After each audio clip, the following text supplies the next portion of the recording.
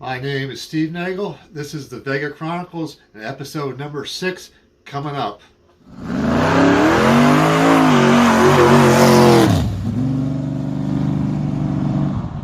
Okay, I have a lot of plans for this episode. Not sure where I'll get to because it's ugly outside. It's bad weather, it's raining, it's cold, it's damp. It is supposed to get nicer by the weekend, so hopefully I can squeeze a couple things in over the weekend so I can get into this episode. One of the things I do have planned is I want to go up to my friend's house. He has 2 cars that he's working on and making a couple changes for this season, and I want to see how far he's got with that. Another thing I want to do and I like to talk about is apparently I let some of you guys down. And I had the 57 and the Vega out, and apparently because it had the GoPro on it, you guys were expecting more, either me get on it a little bit, maybe a burnout or something like that.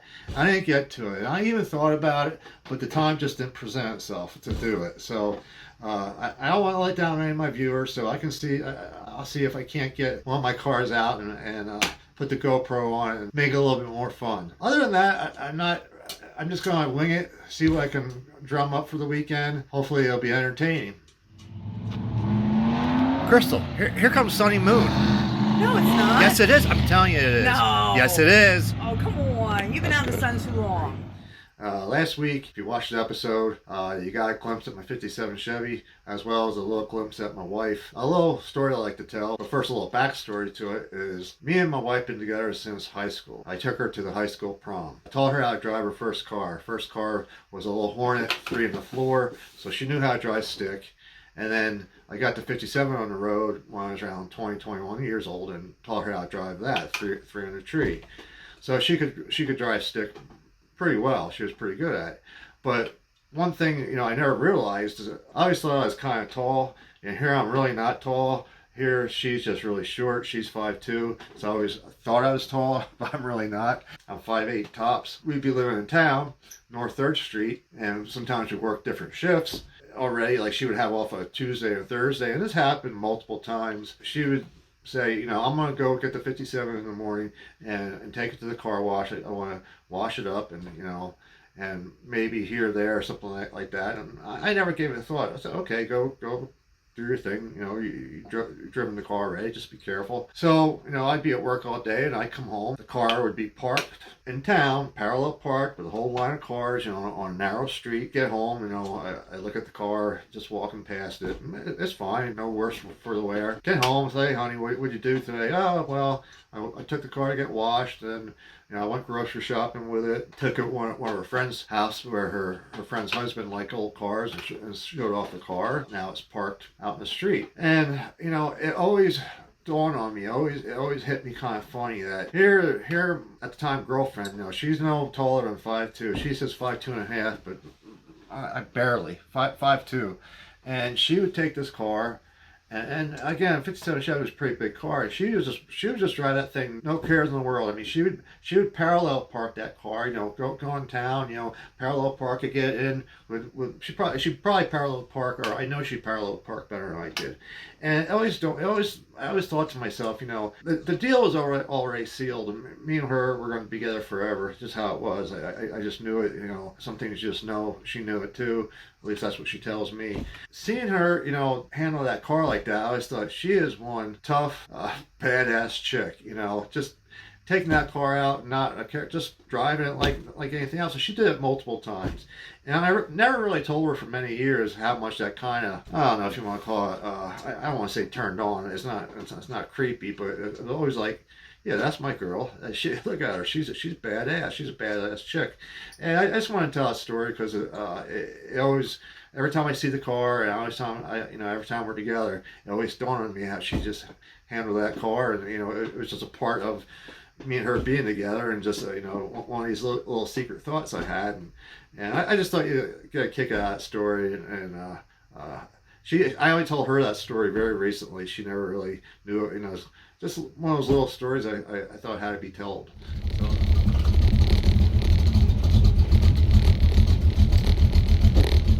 So here we go with another ride, La Vega. I was told last week's episode was it kind of anticlimactic. because I had the GoPro on, camera set up, and all I did was putt around. So, gotta make it up this episode.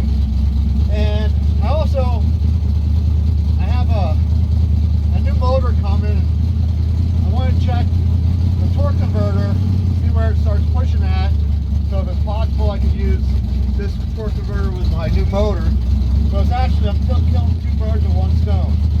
So I can have a little fun.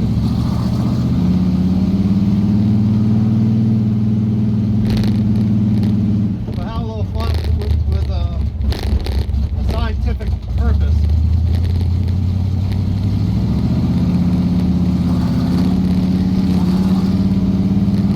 Plus something else I want to address.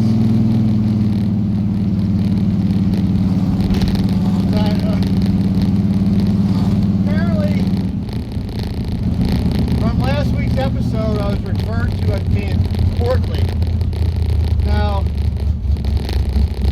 I'm not sure what are worse words than portly, but let me tell you what, that's pretty damn well bad. That's probably about the last thing you want to be known as, portly. I mean, stout, maybe, husky, a lot of things. Portly? Hell no. So, I'm going to have to try to suck in my gut as much as I possibly can. Go on a strict diet.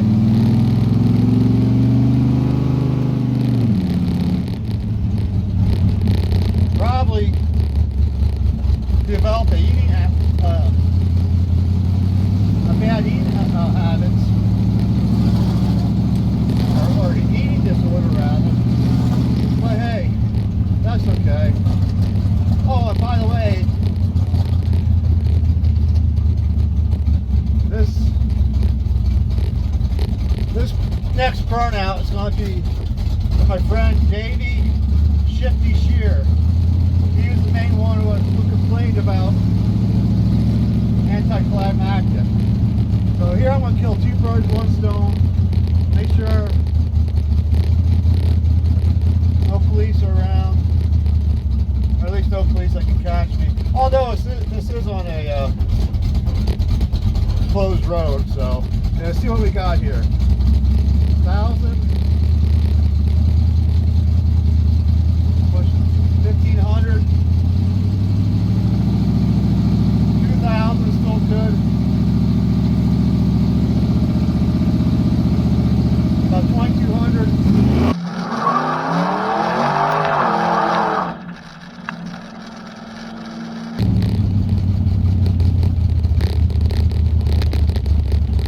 Now I feel bad. I kicked up cinders on my poor car. But hey. For a greater cause, greater good.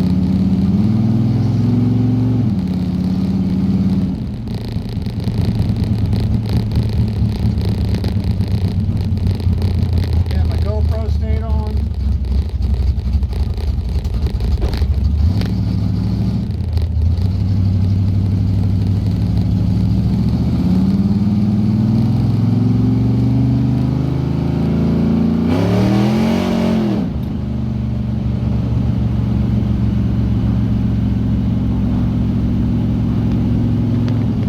More fun with it, but it's just way too many cinders. It's really horrible.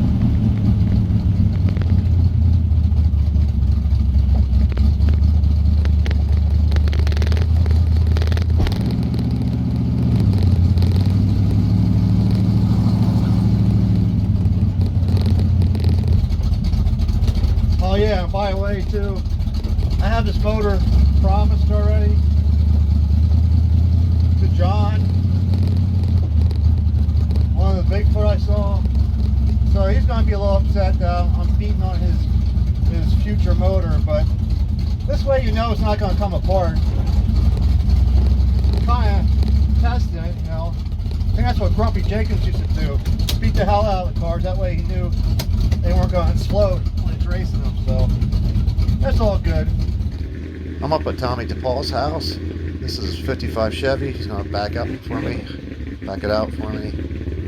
This car, it sounds mean. It's an old race car motor, but the motor's tired. I mean, it came out of a race car. He put it in his 55, and it has some killer compression and stuff like that. Although it sounds mean, I guess it's kind of tired. So he's looking to get another motor for it, and then he bought a tunnel ram for it, and he wants to run a tunnel ram on it just because it's cool. I mean, it's just because it just looks bad. I think he wants to either run with the hood off or cut a hole in it. It's nothing like a good 2.4 tunnel ram to make something look cool. It's a no-brainer. Now this is the car I've been waiting to see for decades. This is Tommy's race car, 69 Nova, stick shift car. Last time he raced it was 23 years ago. Right after his daughter was born, I guess that's when he parked it. And I don't think he's done any, in fact I know he hasn't done anything with it. I think it's pretty much been in a garage sitting for last 23 years. And I think now he's starting to get a newfound interest in it. You know, I just showed you his 55, and now, you know, can you imagine having this sitting in your garage? I don't know how you sleep at night, but Look at that. what an awesome car. Right there. And well, I'm not sure what his plans are for it. Holy shit, Tommy. You know, it's possible, and it still has glass. It still has enough stuff that you know you could possibly put it back on the road, or maybe put it back to make a race car. But the car is really an awesome, cool car. Like I said, it has all the glass. It is a stick shift. And it ran 10 O's. And he never quite got into 9s, but I think he liked to shoot for getting into 9s at some time. But okay, so it's the end of the episode. I want to give a special thanks to my friend Tommy for letting us come up and look at his cars. You got to see me driving my Vega a little bit. And hopefully it wasn't anticlimactic like the last time. Hopefully I didn't look quite as portly as last time. As far as future episodes, all I gotta tell you, stay tuned. Keep on watching this stuff. We have so much. If you like cars, you're interested in this stuff, we have some great episodes planned. I hope you're enjoying it so far. But as the season goes on, there are so many people with motor changes, rebuilding motors, making it faster, better, stronger, whatever. There's going to be some racing videos probably. It's going to be filled with everything. If you're into cars, stay tuned. Hit the like button and subscribe button. And thank you all for tuning in.